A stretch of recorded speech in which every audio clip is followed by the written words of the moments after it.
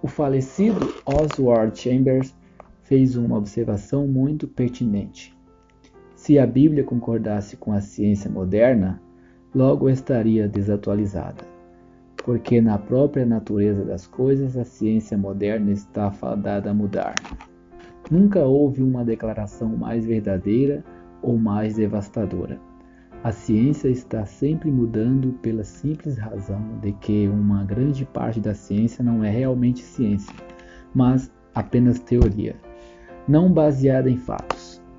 Era assim mesmo na ciência antiga, pois o conselho de Paulo ao jovem Timóteo em seus dias era: ó Timóteo, guarda o depósito que te foi confiado, tendo horror aos clamores vãos e profanos e às oposições da falsamente chamada ciência. 1 Timóteo capítulo 6, verso 20. Que expressões devastadoras! Clamores vãos e profanos, e falsamente chamada ciência. A ciência, se realmente é ciência, não pode mudar, pois o conhecimento realmente verificado deve permanecer conhecimento. Uma coisa é certa: Deus é o autor tanto da verdadeira ciência quanto da Bíblia. Portanto, não pode haver contradição entre eles, entre a criação e a revelação divina. Mas a Bíblia ensina ciência? A resposta é óbvia. A Bíblia não tem como objetivo ensinar ciência. É a revelação de Deus em Cristo, um livro com um testemunho espiritual, de importância moral. No entanto, ao mesmo tempo, tudo na Bíblia que se refere à ciência é verdade. Veremos como a Bíblia apresenta fatos científicos séculos antes de serem descobertos pelos cientistas. Ficamos surpresos ao ver como aqui e ali a Bíblia evitou por longos séculos as descobertas da mente humana. Deixe-nos dar alguns exemplos. De acordo com a filosofia grega e romana, os céus formaram uma abóbada sólida sobre a terra. Aristóteles, que viveu entre 384 e 322 a.C., descreveu os céus como uma esfera cravejada de estrelas. A menininha, que descreveu as estrelas como buracos de verruga através dos quais a glória do céu brilhava, não estava muito atrás de Aristóteles em sua ideia. Gênesis capítulo 1, aquela descrição incomparável da criação original e da reconstrução da Terra após um estado caótico superveniente, descreve os céus pela palavra firmamento. Tal como está, apoiaria a ideia das filosofias gregas e romanas, pois a palavra vem do latim firmamento, que tem por seu significado original firma. Mas quando a palavra hebraica traduzida por firmamento em nossa versão atualizada é examinada, descobrimos que seria melhor traduzido pela palavra expansão. Não poderia haver palavra melhor para descrever o espaço ilimitado que conhecemos como o céu. Foi o grande Lord Salisbury, basicamente um cientista, que descreveu a palavra éter como um termo conveniente para esconder nossa ignorância. Quem então guiou a mão de Moisés quando ele escreveu os versículos iniciais de Gênesis capítulo 1? Certamente foi a orientação divina, e nada menos. Os egípcios ensinavam que a terra era formada pelo movimento do ar e pelo curso ascendente das chamas. Mas de onde vem o ar? E quem ou o que deu à chama sua tendência ascendente? Como foi que Moisés, de um golpe, voltou à origem real da criação nas palavras simples, porém sublimes das Escrituras? No princípio criou Deus os céus e a terra. Gênesis 1:1. Claro que Moisés não estava presente quando a criação original ocorreu. Como então ele poderia descrever o que ele nunca tinha visto? Que é o início da criação? Quão pueril e insatisfatória é a filosofia egípcia! Quão satisfatório, em sua simples majestade, é o relato da criação em Gênesis capítulo 1.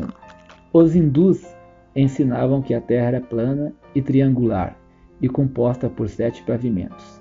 Esta, por sua vez, era apoiada nas cabeças dos elefantes, e os movimentos dos elefantes produziam terremotos. Mesmo os primeiros padres da igreja ensinavam uma filosofia apenas um pouco menos tola do que isso. Lactantius escreveu: a esfericidade da Terra é uma teoria na qual ninguém é ignorante o suficiente para acreditar. Quando chegamos às Escrituras, a esfericidade da Terra está implícita tão fortemente como se declarasse em tantas palavras. Lemos: naquela noite estarão 2 homens na mesma cama, um será levado e o outro será deixado. 2 mulheres estarão moendo juntas, uma será levada e a outra deixada. 2 homens estarão no campo, um será levado e o outro deixado. Lucas capítulo 17, verso 34 ao 36. Aqui estão 2 homens na cama à noite, 2 mulheres moendo milho, na hora do jejum, 2 homens trabalhando no campo, durante o dia. Como um evento pode encontrar aqueles que afeta ao mesmo tempo, em horas diferentes das 24 horas do dia? Estenda esta afirmação: e o evento encontrará aqueles que afeta durante cada hora e minuto das 24 horas, formando um dia e noite completos. Isso só poderia ser se a Terra fosse redonda e realizasse seu movimento diurno de girar em torno de seu eixo em relação ao Sol uma vez a cada 24 horas. Até o astrônomo Galileu, que viveu em 1564 a 1642, foi ameaçado pela Igreja Romana de excomunhão se continuasse a afirmar que a Terra girava em torno do Sol. Foi considerado um insulto pela Igreja Romana que a Terra tivesse um lugar subserviente em relação ao Sol. Como poderia esta verdade da esfericidade da Terra estar consagrada nas Escrituras mais de 15 longos séculos antes de Galileu e ainda mais antes de sua verdade encontrar aceitação universal? Lord Kelvin anunciou uma grande descoberta que causou uma profunda impressão no mundo científico, a saber, que não há precipitação de chuva a menos que seja causada por uma descarga elétrica. Um incidente interessante ocorreu nessa direção, muitos anos atrás. Um oficial do Estado-Maior fazia palestras sobre eletricidade para seus colegas oficiais.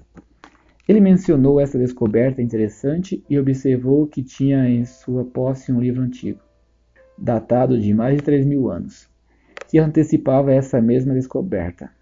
Sua declaração surpreendeu muito seu público e, no final da sua palestra, uma multidão se reuniu ao seu redor pedindo provas de sua declaração extraordinária. Ele tirou de debaixo de seu paletó uma Bíblia de bolso e leu para seus ouvintes atônitos. Abre aspas. Quem abriu regos para o aguaceiro ou caminho para os relâmpagos dos trovões, para que se faça chover sobre a terra? Jó capítulo 38, verso 25 a 26. Ele faz subir as nuvens, evaporação, dos confins da terra. Faz os relâmpagos para a chuva. Faz sair o vento dos seus reservatórios. Salmos 135, verso 7. Fazendo ele ribombar o trovão. Logo, há tumulto de águas no céu. E sobem os vapores das extremidades da terra. Ele cria os relâmpagos para a chuva e dos seus depósitos faz sair o vento. Jeremias capítulo 10, verso 13. Seu público ficou muito impressionado. E só poderia ser assim. A narrativa de como a ciência é ensinada na Bíblia muitos séculos antes de que o homem, por meio de pesquisas, descobrisse esses assuntos, não nos convence da autoria divina do livro, de sua maravilhosa inspiração? E se for assim, não deveria nos levar a uma busca reverente e diária deste maravilhoso volume? E, acima de tudo, para uma crença firme e plena em sua mensagem central, que é a revelação de Deus em Cristo, o caráter expiatório da morte de nosso Senhor, sua ressurreição e ascensão, seu ministério vivo nas alturas, sua vinda novamente? Tudo no bendito livro circula e é subserviente a este grande tema central. Até mesmo Deus em Cristo, o único mediador entre Deus e os homens, o homem Jesus Cristo, e se deu a si mesmo em resgate por todos. 1 Timóteo capítulo 2, versos 5 ao 6. Perca isso e perderemos todo o significado e bênção das Escrituras. A. J.